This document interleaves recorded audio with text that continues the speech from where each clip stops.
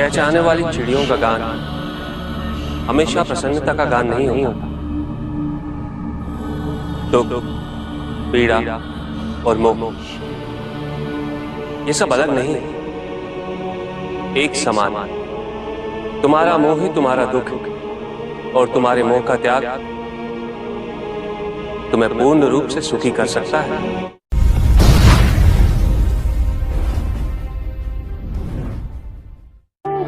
पूजित का साक्षात सामने होना मन को भटकने नहीं देता, किंतु जो सच्चे भक्त हैं भगवान तो उनके मन में, उनके हृदय में निवास करते हैं। जिनके हृदय में श्रद्धा है उनके लिए पूजा करने हेतु अपने आराध्य का साक्षात सामने होना अनिवार्य नहीं।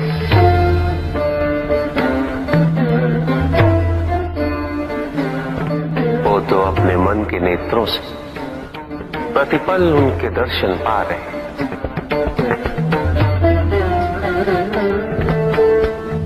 उनकी प्रत्येक अनुभूति में भगवान है।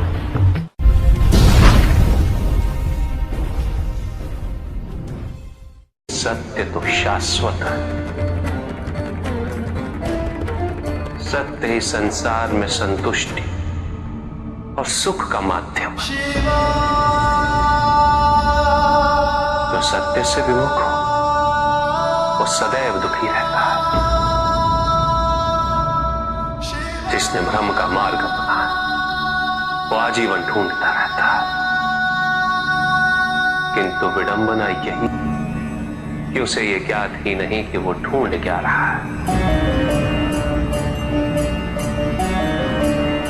सत्य तो यही कि तुम एक दैव्य अंश हो।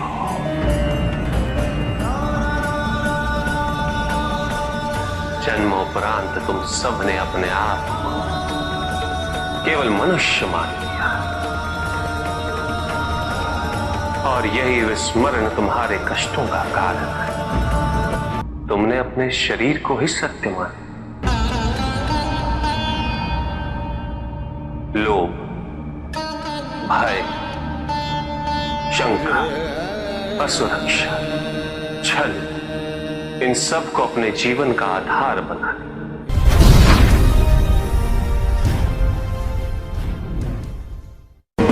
महाशिवरात्रि का व्रत विशेष फलों को प्रदान करने वाला है।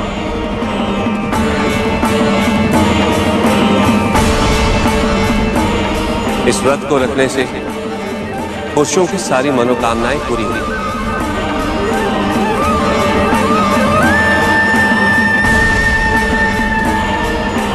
सुहागन स्त्रियों का सुहाग हमेशा बना रहे और कुंवारी लड़कियों को मनचाहा वर मिलेंगे।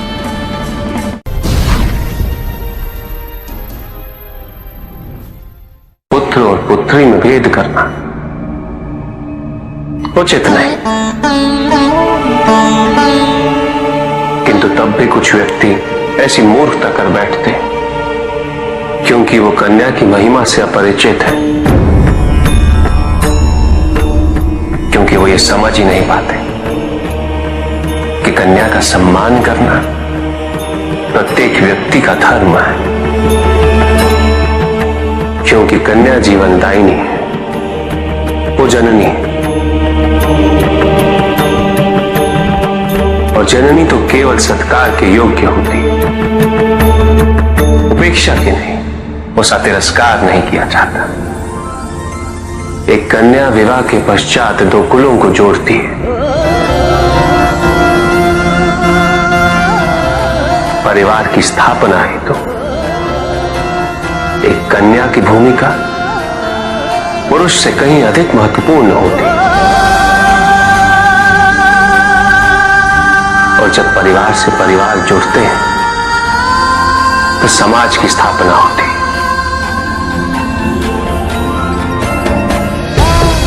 पुत्री को परिवार में, समाज में वही स्थान मिलना चाहिए वही अधिकार प्राप्त होना चाहिए जो एक पुत्र को प्राप्त होते हैं।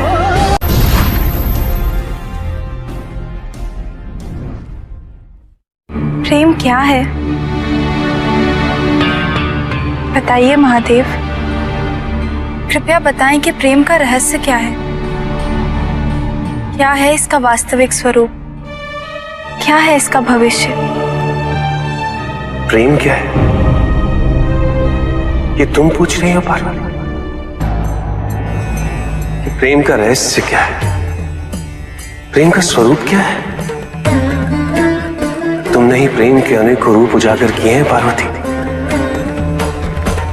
तुमसे ही प्रेम की विभिन्न अनुभूतियां हुई। तुम्हारे प्रश्न में ही तुम्हारा उत्तर नहीं थे। क्या इन विभिन्न अनुभूतियों की अभिव्यक्ति संभव है?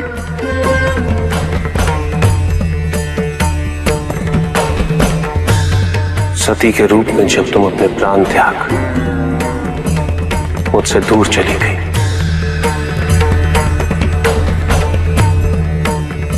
मेरा जीवन, मेरा संसार, मेरा दायित्व सब निरर्थक और निराधार हो गया। मेरे नेत्रों से अश्रुओं की धाराएं बहने लगी। अपने से दूर कर तुमने मुझे मुझसे भी दूर कर दिया पार्वती।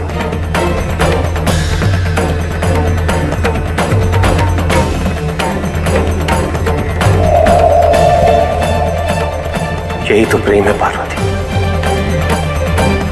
तुम्हारे अभाव में मेरे अधूरेपन की अति से इस सृष्टि का पूर्ण हो जाना, यही प्रेम है।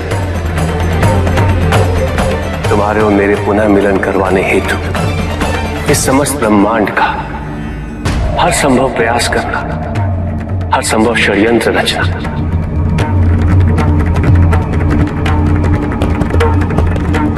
इसका कारण हमारा असीम प्रेम ही तो है। तुम्हारा पार्वती के रूप में पुनः जन्म लेकर मेरे एकाकीपन और मुझे मेरे वैराग्य से बाहर निकलने के लिए विवश करना और मेरा विवश हो जाना, ये प्रेम ही तो है।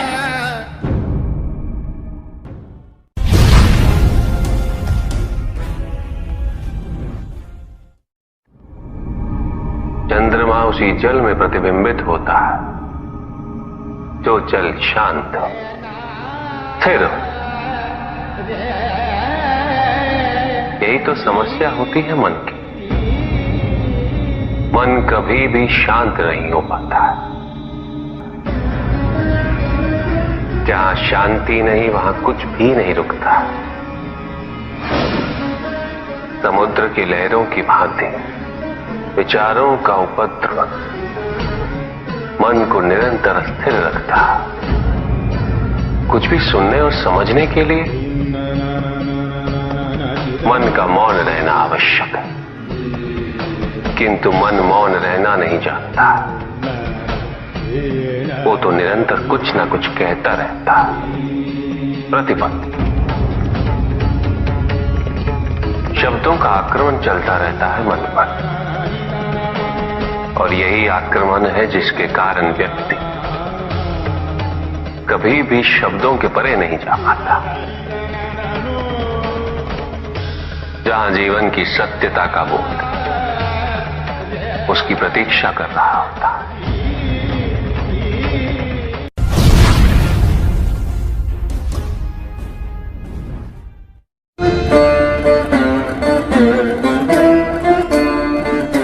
मैं वो हूं जो नहीं है,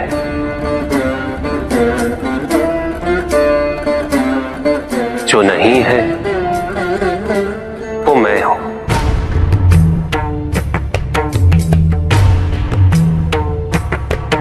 चिरकाल तक सभी को यह स्मरण रहे, जब आप में श्वास है तो मैं आप में हूं। देव देव महादेव शिवा, देव देव। और जिस क्षण आप में श्वास नहीं, देव देव तब आप मुझ पे देव शिवा देव देव महादेव।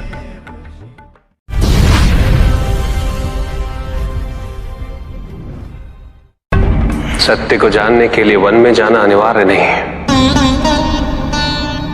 अपने निजी, पारिवारिक और सामाजिक दायित्वों का परित्याग भी आवश्यक नहीं है।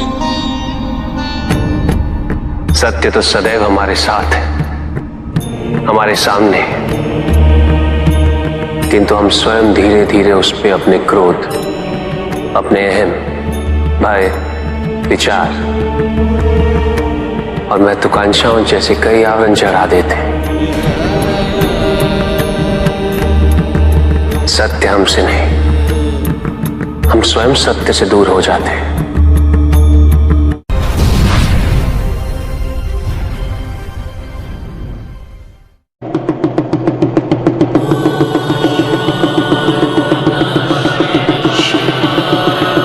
जहां न अमृत, न विष,